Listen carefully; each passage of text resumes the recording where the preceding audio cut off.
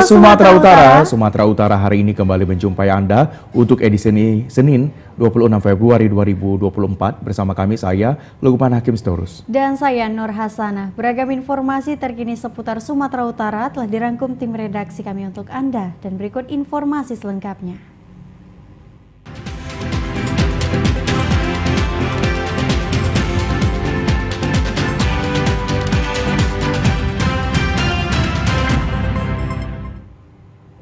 Saudara, hujan deras yang mengguyur wilayah Mandailing Natal sejak sore hingga malam kemarin menyebabkan drainase tersumbat karena banyaknya sampah rumah tangga yang mengakibatkan banjir setengah meter di badan jalan protokol penyambungan.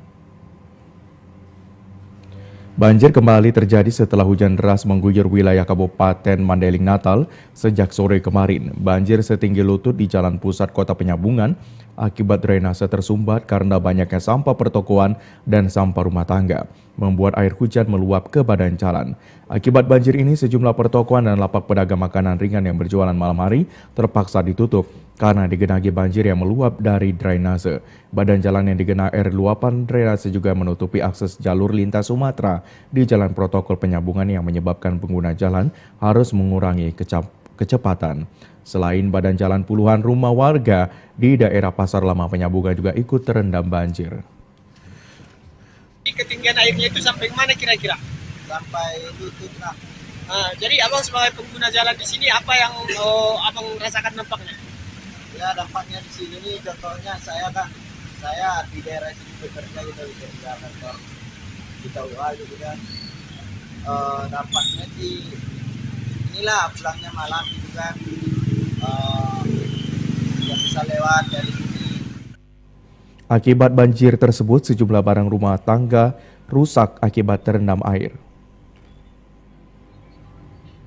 Pemirsa, Polres Pelabuhan Belawan menangkap Cian Siong atas dugaan penggelapan uang perusahaan PT Karya Anugrah Sejati Pratama Medan. Sebelumnya kasus Cian Siong dikabulkan pra peradilan Pengadilan Negeri Lubuk Pakam dan kembali ditangkap petugas setelah menemukan bukti-bukti baru. Polres Pelabuhan Belawan kembali mengamankan Cian Siong atas kasus penggelapan uang perusahaan PT Karya Anugrah Sejati Pratama Medan. Penyidik dari Polres Pelabuhan Belawan menemukan alat bukti dan melakukan pemanggilan dan penangkapan terhadap Cian Siong untuk dimintai keterangan atas laporan dugaan tindak pidana penggelapan dalam jabatan dan menetapkan Cian Siong kembali sebagai tersangka, yang menyebabkan kerugian perusahaan sebesar 500 juta rupiah. Selain mengucapkan terima kasih kepada pihak kepolisian, kuasa hukum PT Karya Anugrah Sejati Pratama Muhammad Asri Ridho mengatakan, meskipun permohonan Prapit dikabulkan sebagian, namun proses penyidikan dan tindak pidana tetap berjalan. Kemarin sempat adanya Prapit yang dilakukan oleh terlapor, ya, oleh tersangka. Memang pada saat Prapit tersebut permohonan Prapitnya dikabulkan sebahagian, namun bukan berarti menghentikan proses penyidikan ataupun tindak pidananya, ya. Nah, kemudian setelah putusan Prapit tersebut, penyidik kembali melanjutkan proses penyidikan. Hingga perkaranya dilakukan penyidikan, penyidik Polres Pelabuhan Belawan mengirimkan berkas perkara ke JPU dan dinyatakan P21 atau lengkap sehingga kini dilimpahkan ke Jaksa Penuntut Umum. Unit Reskrim Polsek Medan Barat meringkus seorang pria yang mencuri sepeda motor yang tengah terparkir di depan klinik kesehatan. Dalam aksinya, terekam kamera pengawas CCTV, pelaku beraksi pada saat kunci motor korban masih terpasang di motor tersebut. Dari rekaman CCTV memperlihatkan detik-detik pelaku pencurian kendaraan bermotor melancarkan aksinya di sebuah klinik. Dalam aksinya, pelaku berinisial A awalnya melihat satu unit motor yang dikunci masih terpasang di motor tersebut. Selang beberapa saat, pelaku langsung mengambil sepeda motor yang terparkir. Kapolrestabes Medan Kombes Pol Teddy Marbun mengatakan, usai motor korban dicuri oleh pelaku, korban langsung melaporkan kejadian tersebut di Polsek Medan Barat. Berdasarkan laporan tersebut, tim langsung melakukan penyelidikan dan berhasil menangkap pelaku A. Dari hasil interogasi, pelaku sudah beraksi berulang kali dan sudah menjual sepeda motor korban seharga 3 juta rupiah ke seorang penada. ada 2 kejadian di mana pelakunya ada 1 orang, ya, namanya tersangkanya inisialnya RS, 44 tahun, Kristen, supir Jalan Sesmaraja, Balige, Kelurahan Balige, Kecamatan Balige, Kabupaten Toba. Untuk tersangka, ya, sejak kemarin ditangkap itu mengalami depresi, makanya kita tidak tayangkan di sini, ada di Rumah Sakit Bayangkara, ya, dalam rangka pengawasan.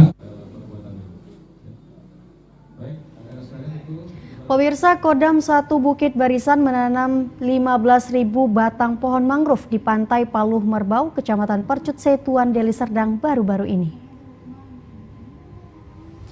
Kodam 1 Bukit Barisan bersama Polri dan instansi pemerintah daerah secara serentak di 4 provinsi, yakni Sumatera Utara, Riau, Sumatera Barat, dan Kepulauan Riau melakukan penanaman pohon mangrove sebagai upaya pelestarian lingkungan dan hutan. Diketahui mangrove atau hutan bakau dikenal sebagai penahan abrasi terhadap tsunami dan sebagai ekosistem penting mendukung berkembang biaknya ikan dan kepiting. Selain itu, bakau juga memiliki fungsi sebagai penyerap emisi karbon dioksida yang lebih efektif jika dibandingkan hutan hujan atau lahan gambut.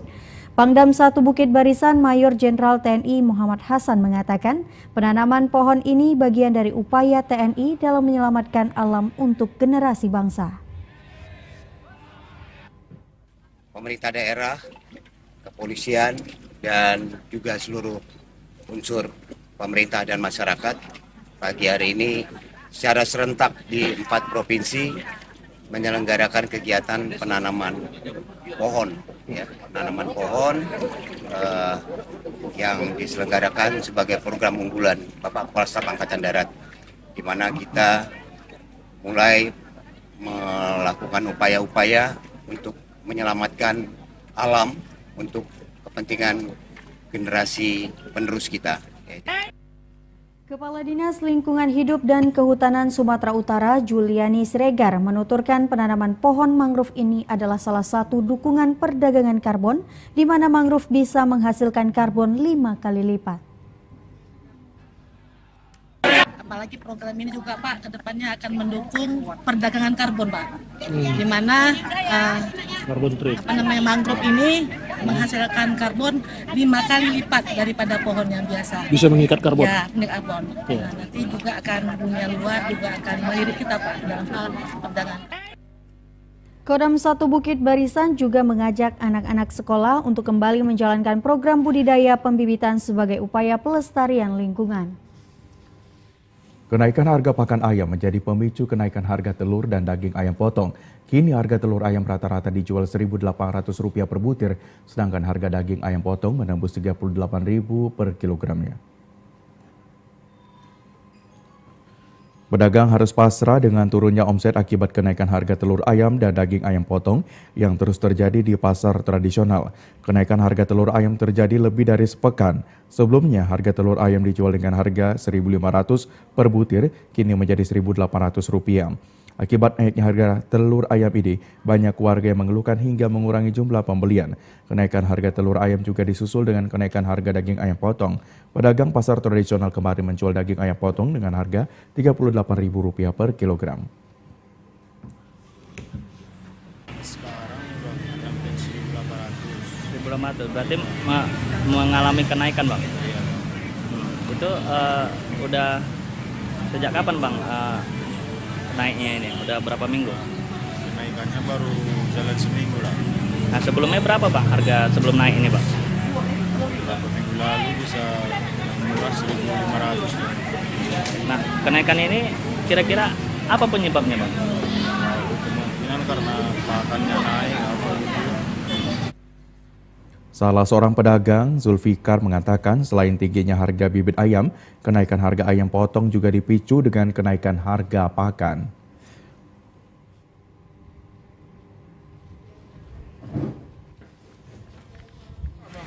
Biasanya ngambil jadi nggak ngambil, ya. Udah itu biasanya dia ngambilnya sekilo jadi setengah kilo. Kalau kita tanya dari agen, keterbatasan dari bibit. Keterbatasan dari bibit sama pakan naik. Oh berarti pengaruh harga pakan? Iya. Pengaruh kali lah Bang. Berapa persen Pak? Hampir 40% tuh. Biasanya kita dapat 200-250 kilo, sekarang cuma ya 100 kilo. Akibat kenaikan harga daging ayam potong dan telur ayam, omset pedagang turun mencapai 40%. Pedagang pasar tradisional berharap kepada pemerintah dapat mengambil langkah yang tepat dalam mendorong kestabilan harga kebutuhan pangan di Kota Medan. Pemirsa, sebanyak 20 ton beras murah disalurkan Dinas Perdagangan Kota Tebing Tinggi. Warga berharap kegiatan pasar murah ini sering dilaksanakan mengingat harga beras saat ini melambung tinggi. Pengendalian harga yang digelar oleh Dinas Perdagangan Kota Tebing Tinggi bekerja sama dengan Perum Bulog. Terlihat animo ratusan warga yang harus mengantri dan berdesakan untuk mendapatkan beras murah tersebut. Kegiatan ini digelar tepatnya di lapangan Merdeka Sri Mersing Kota Tebing Tinggi. Seiring naiknya harga beras di sejumlah pasar tradisional yang ada di Kota Tebing Tinggi, menurut keterangan Kepala Dinas Perdagangan Kota Tebing Tinggi Zahidin, pasar pengendalian harga ini sudah digelar sejak minggu lalu. Dengan menyediakan beras, gula pasir, dan minyak goreng di pasar pengendalian harga ini, harga beras SPHP dari Perum Bulog dijual dengan harga Rp53.000 per 5 kg. Sementara di pasar beras dengan kualitas yang sama dijual Rp75.000 per 5 kg. Tingginya animo masyarakat untuk mendapatkan beras murah ini mengakibatkan persediaan beras sebanyak 20 ton ludes dalam waktu 2 jam. Hari ini kita menyediakan beras 20 ton. Sehari atau 2 hari? Sudah 2 hari, ini hari kedua. Kemarin kita menyediakan beras 10 ton, berarti sama ini ada 30 ton. Gula kita sediakan sekitar 1 ton, dan minyak goreng sekitar 500 liter. Harga beras 5 kilo itu 53.000, kualitasnya. Salah seorang warga Rukaya mengatakan adanya pasar murah yang digelar pemerintah Kota Tebing Tinggi, dirinya merasa sangat terbantu meskipun dirinya harus mengantri lama. Ya, alhamdulillah bisa membantu. Lama nggak ngantrinya tadi, Bu? Sekitar 1 jam. 1 jam, Bu, ya. Bu, ini kan harga beras mahal, Bu. Harapannya ke pemerintahnya apa nih, Bu? Ya, supaya turunlah beras. Turun beras, Bu. Cabai lagi udah naik acap kali. Harga beras jenis premium di Kota Gunung Sitoli mengalami kenaikan, sementara sejumlah kios pengecer beras SPHP medium selama 2 minggu terakhir tidak mendapat kuota penyaluran. Kenaikan harga beras khususnya jenis premium dengan kualitas sedang hingga super di sejumlah pasar di Kota Gunung Sitoli bervariasi. Untuk penjualan secara eceran dijual dengan harga Rp23.000 per jumlah untuk satuan ukuran di Kabupaten Nias atau setara dengan takaran 1,5 liter. Beras berkualitas dari berbagai merek seperti kemasan 10 kg dijual hingga Rp160.000. Harga tersebut naik dari sebelumnya Rp150.000. Kenaikan harga ini terjadi sebelum pemilu 2024 dan kini mulai dikeluhkan para pedagang karena sepinya pembeli. Para pedagang menuding kenaikan harga beras di Pulau Nias akibat mahalnya biaya transportasi penyeberangan laut di daerah tersebut. Ya, kenaikan beras ini sebenarnya memang terjadi sebelum pemilu. Jadi selama ini semua harga naik karena difaktorkan karena mungkin besarnya ongkos barang atau muatan dari keseberang ke Pulau Nias. Jadi harga premium sekarang ini seperti yang 10 kilo SKJ harganya naik 158. Dari sebelumnya dari 155. Selama ini kami mengalami harga minimnya pembeli, daya beli kurang. Para pedagang menyadari sepinya pembeli akibat naiknya harga beras premium. Hingga saat ini para konsumen cenderung mencari dan memilih beras jenis medium yang disalurkan pemerintah. Namun di wilayah Kota Gunung Sitoli, sejumlah kios pengecer beras SPHP kini belum mendapat kuota penyaluran dari Bulog sejak 2 minggu terakhir. Para pedagang warga daerah ini meminta pemerintah dapat melakukan stabilisasi harga beras melalui operasi pasar. Pemirsa, naiknya harga beras di pasar ternyata tidak menguntungkan bagi para petani padi di Kabupaten Batubara. Kondisi ini disebabkan harga gabah siap panen di tingkat petani hanya naik Rp100 per kilogram. Saat ini para petani padi di Kecamatan Medang Deras, Batubara sudah memasuki masa panen sejak sepekan terakhir. Namun panen padi di tengah lonjakan harga beras di pasar tidak menjadi kabar gembira bagi para petani karena harga gabah tidak mengalami kenaikan yang signifikan. Salah seorang petani, Hasan, mengatakan gabah siap panen di tingkat petani saat ini dihargai Rp6.200 per kilogram atau hanya naik Rp100 dari sebelumnya yang berada pada kisaran harga Rp6.100 per kilogram. Harga gabah di tingkat petani ini bertolak belakang dengan harga beras di pasar yang terus merangkak naik. Beras kualitas medium misalnya saat ini sudah mencapai Rp15.000 hingga Rp16.000 per kilogram.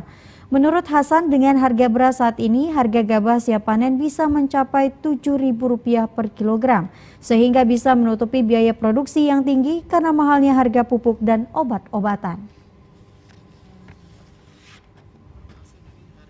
Gabah siap panen saat ini berapa harganya? Rp6.200 per kilogram, Pak. Iya. Itu bagaimana harga, Pak? Naik atau turun, Pak? Naik sedikit lah. Hari 61. 6.100, Pak. Iya. Dengan harga beras sekarang di pasaran, Pak, sesuai nggak harga gabah saat ini, Pak? Rasanya kurang sesuai. Seharusnya dia minimal harga 7.000.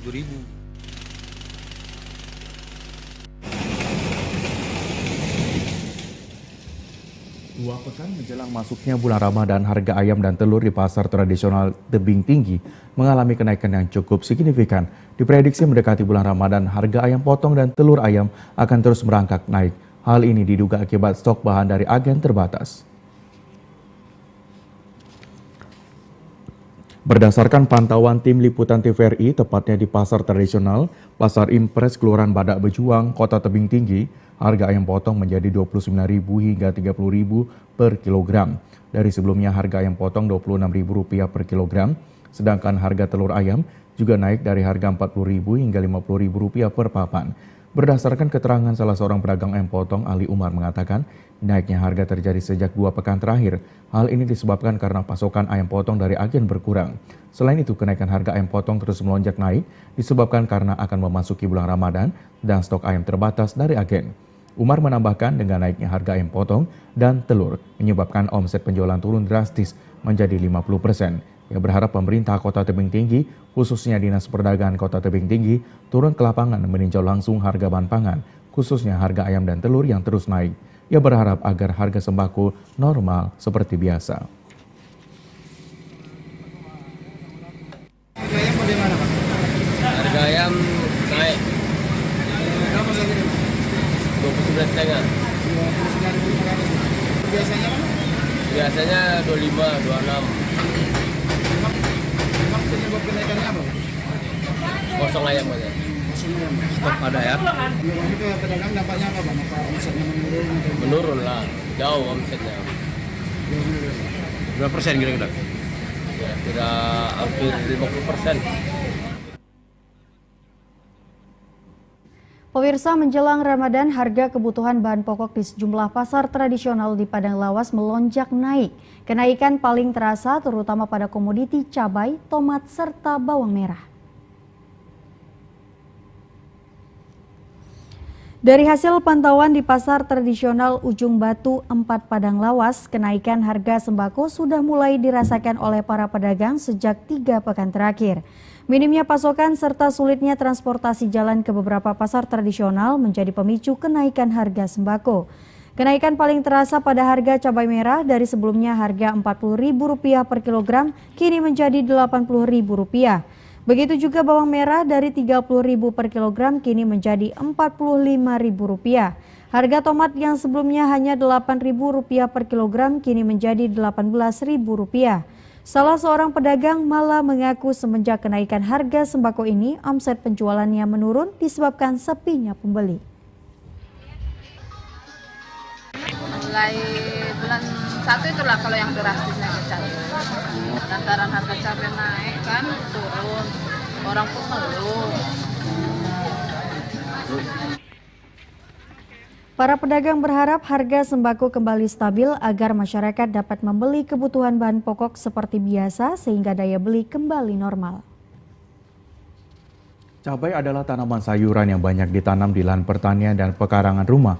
Meski terlihat mudah ditanam, namun tanaman cabai cukup rentan terhadap serangan pengganggu tanaman seperti fusarium. Menyahuti keluhan petani cabai di Dusun Yogja, Desa Sidodadi, Ramunia, Kecamatan Beringin, Deli Serdang yang terserang hama fusarium, Dinas Pertanian Kabupaten Deli Serdang menindaklanjuti dengan memberikan arahan dan bimbingan. Kepala Bidang Hortikultura Dinas Pertanian Deli Serdang, Latifah Hanum Rambi, mengatakan budidaya cabai tidak terlepas dari serangan hama organisme pengganggu tanaman atau hama penyakit. Salah satunya penyakit layu pada tanaman cabai. Penyakit layu fusarium disebabkan oleh jamur Fusarium oxysporum, dan jika tanaman cabai telah terinfeksi penyakit ini, maka akan mati. Penyakit ini akan menyebar dengan sangat cepat dari tanaman satu ke tanaman lainnya. Hingga saat ini belum ditemukan fungisida yang efektif untuk mengatasi penyakit layu fusarium.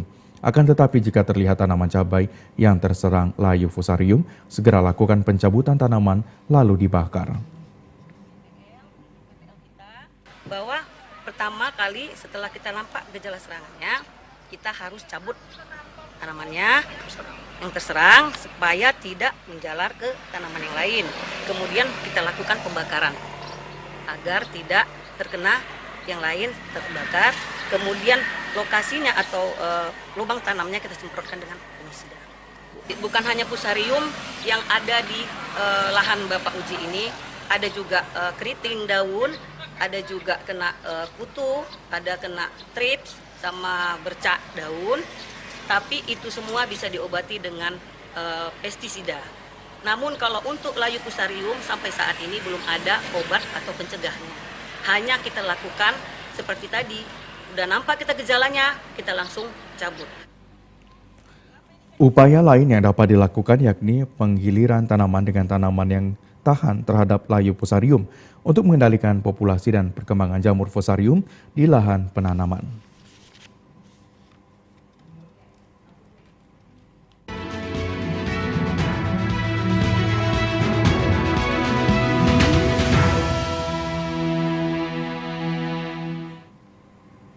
KPU Kota Medan menargetkan rekapitulasi suara pemilu 2024 tingkat kecamatan selesai pada 2 Maret 2024. Sepekan menjelang batas waktu yang telah ditentukan, KPU Kota Medan baru menerima rekapitulasi kecamatan Medan Baru. KPU bersama Forkopimda Kota Medan menggelar rapat koordinasi persiapan rekapitulasi hasil perhitungan perolehan suara Presiden dan Wakil Presiden, anggota DPR RI, DPD, DPRD Medan, DPRD Sumut di Le Polonia Hotel Medan. Rekapitulasi suara pemilu 2024 telah berlangsung selama 10 hari pasca pelaksanaan pemilu 2024 pada 14 Februari 2024 lalu.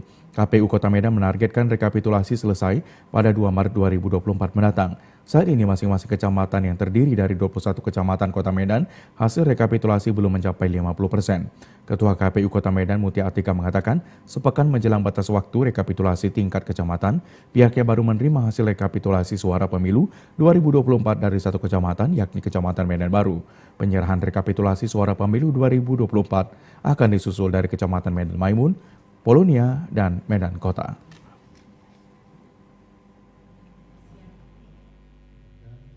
Rekapitulasi surat suara pemilu 2024 di tingkatan PPK kecamatan sudah ada satu kecamatan yang sudah terselesaikan, sudah finalisasi, yaitu Kecamatan Medan Baru. Menyusul nanti Medan Maimun, Medan Kota, dan Medan Polonia. Secara keseluruhan memang rekapitulasi yang dilakukan di tingkatan kecamatan oleh PPK ini masih belum mencapai 50%. KPU Kota Medan mengharapkan panitia pemungutan suara pemilu 2024 dapat membuka lebih dari 4 panel sesuai surat keputusan penyelenggaraan rekapitulasi suara pemilu 2024. Pemirsa, Panitia Pengawas Pemilu Kecamatan menghentikan penyelidikan laporan warga terkait penggelembungan suara pemilih di TPS di lokasi perusahaan perkebunan kelapa sawit swasta di Desa Aik Korsik, Kecamatan Aik Kuo, Kabupaten Labuhan Batu Utara. Bermula dari pengakuan salah seorang saksi TPS dari salah satu partai politik mengatakan bahwa dari 23 TPS yang berlokasi di dalam areal milik perkebunan swasta, secara struktur terjadi penggelembungan suara diduga melibatkan banyak oknum. untuk memenangkan salah satu caleg DPRD Kabupaten dengan cara setiap satu pemilih hadir mencoblos berulang kali dengan imbalan uang sebesar Rp100.000 per sekali coblos. Dengan manfaatkan surat pemberitahuan pemilik mantan karyawan yang beberapa bulan lalu di PHK oleh perusahaan dan tidak hadir pada saat pemungutan suara di TPS pada pemilu 14 Februari 2024 lalu, pelapor perlindungan Siagian mengatakan sesuai pengakuan saksi dari partai di TPS 14 dan sejumlah alat bukti sudah diserahkan pada saat melapor ke Panwascam. Terkait penggelembungan suara di 23 TPS di dalam areal perkebunan, beberapa hari pasca melapor justru Panwascam Aikuo mengirim surat pemberhentian penyelidikan kepada pelapor. Koordinator Divisi Pelanggaran dan Penyelesaian Sengketa Panwascam Aikuo Istanayanti menjelaskan bahwa TPS 14 tersebut benar berada di dalam areal PT Torganda dan laporan tidak cukup bukti materialnya. Setelah 1 hari pasca melapor, justru saksi pelapor membuat pernyataan tertulis bahwa isi pada rekaman video tersebut hanya mengarang dan menarik diri menjadi saksi dari pelapor di Panwascam. Setelah kita selidiki bahwa karyawan di sana sudah nggak ada lagi. Paling ada cuma 700 ke 800. Jumlah suara yang didapat oleh partai politik hanya untuk DPRD kabupaten itu 3.000 lebih. Yang ada di sana itu memang lebih dari 3.000 sebelum terjadi PHK. Tapi karena sudah terjadi PHK, itu jauh berkurang, hanya sekitar 700 ke 800 lagi. Saya dapat informasi Abang sudah melaporkan ke Panwascam.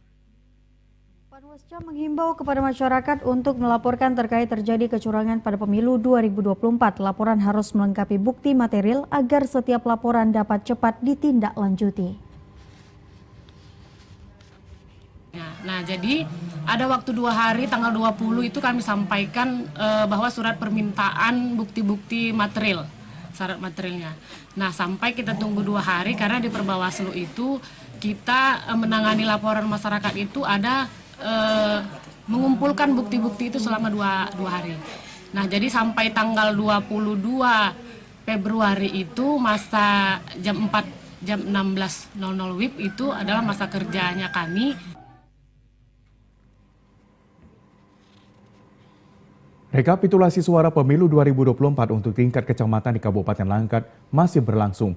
Dari 23 kecamatan, 18 diantaranya telah selesai melaksanakan rekapitulasi, sedangkan 5 kecamatan lainnya masih melakukan rekapitulasi di kecamatan masing-masing.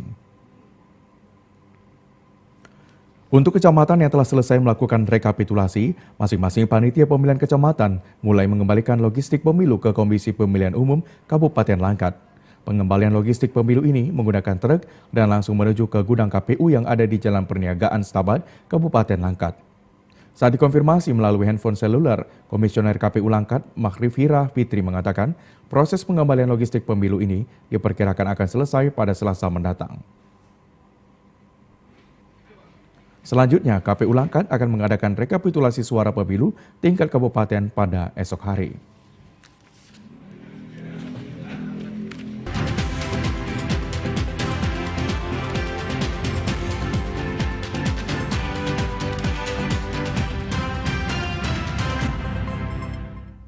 Sebanyak 8 ton sampah alat peraga kampanye APK diolah menjadi furnitur, meja, dan kursi. Hal ini dimanfaatkan aktivis lingkungan hidup Kota Medan mengingat sampah APK yang menjamur selama pemilu berlangsung.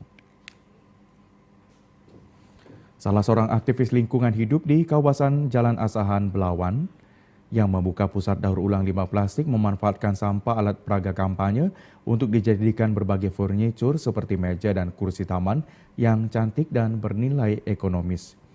Bekerja sama dengan Dinas Lingkungan Hidup Kota Medan, sebanyak 8 ton sampah plastik dari alat peraga kampanye yang tersebar di 21 kecamatan dioper ke gudang milik Tom Nauli Sinaga. Dengan menggunakan mesin khusus sampah plastik, alat peraga kampanye dibersihkan dan dimasukkan ke dalam mesin, kemudian dilelehkan dengan suhu mencapai 400 derajat Celcius. Lelehan plastik ini dialirkan ke mal pencetak dan dipres berbentuk balok atau papan yang padat sehingga menyerupai balok kayu.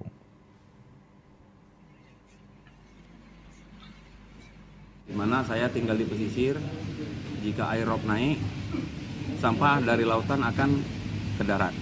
Begitu airnya surut, sampahnya akan tinggal. dan airnya pulang. Itu salah satunya. Yang kedua, perambahan hutang, Bang.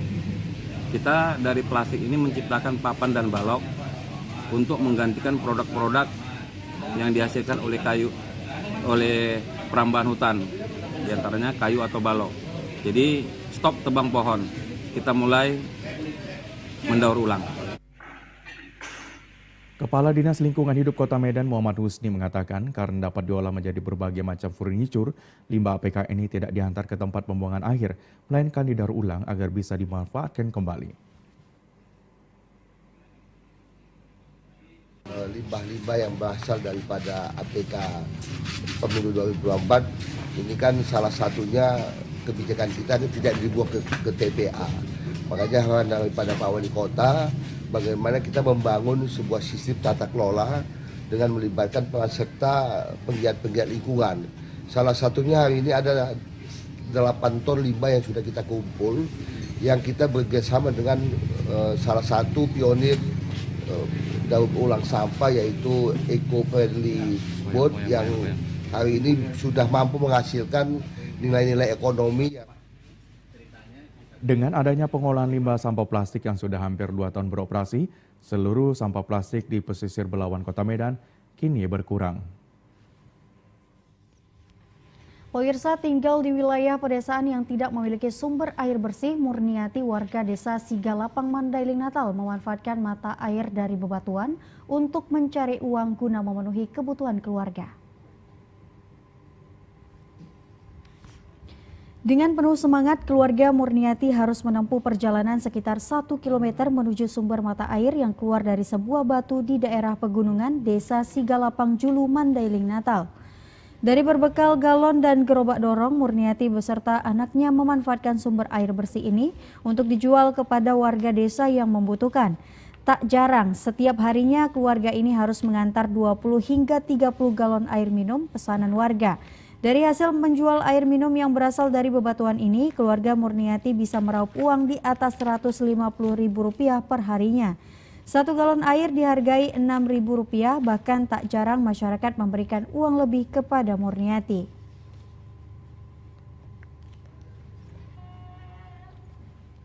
Oh, berarti intinya air ini datangnya dari batu itu, Bu, ya? Oh, baru terus Ibu buat pipanya gitu? Pipanya, Hah? galonnya, lalu diedarkan 6.000 per galon.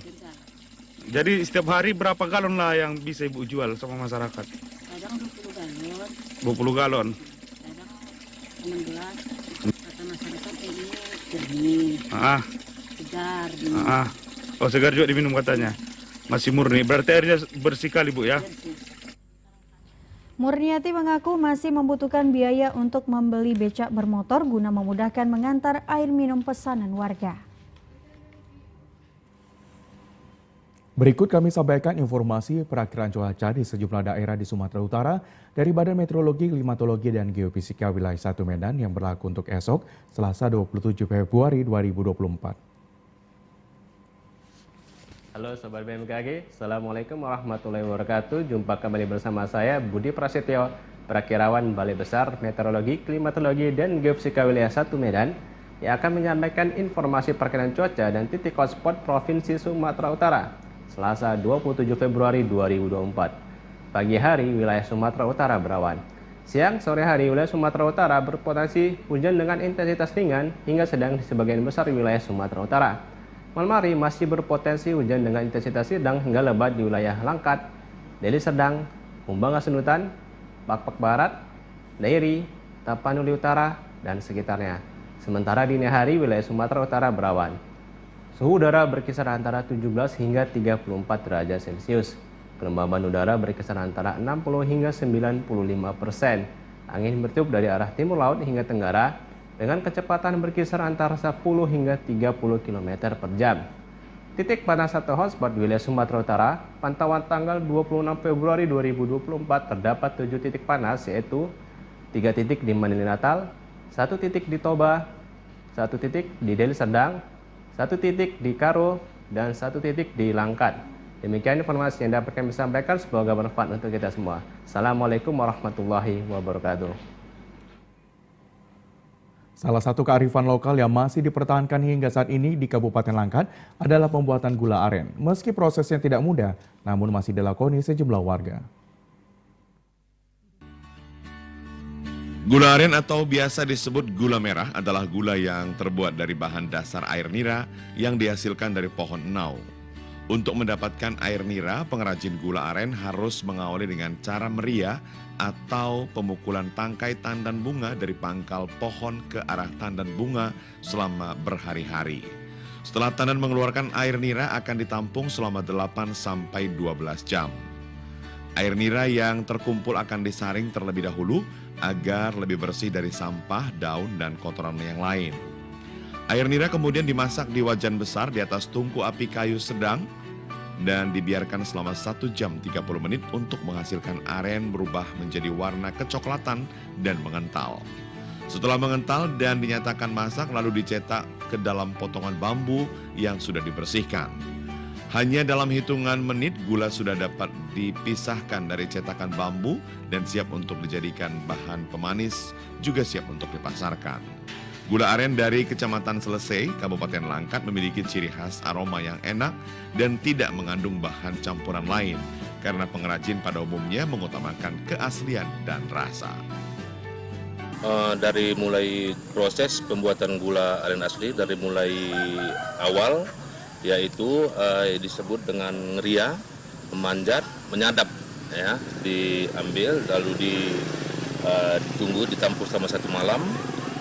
Setelah itu dibawa ke penampungan, lalu diolah lebih kurang 1 sampai 2 jam sehingga menjadilah gula merah asli. 1 hari bisa menghasilkan 5 ataupun 6 kilo per hari.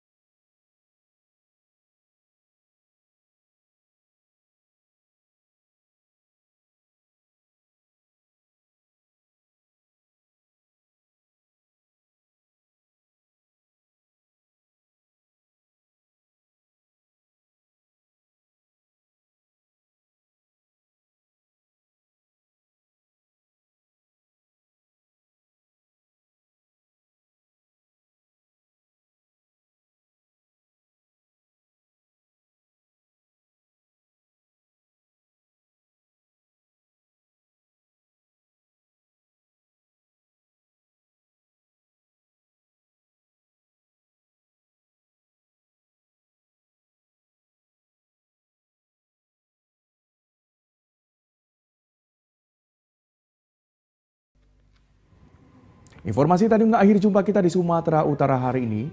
Mewakili kerabat kerja yang bertugas, saya Lukman Hakim Storus. Dan saya Hasanah pamit undur diri. Selamat sore dan sampai jumpa.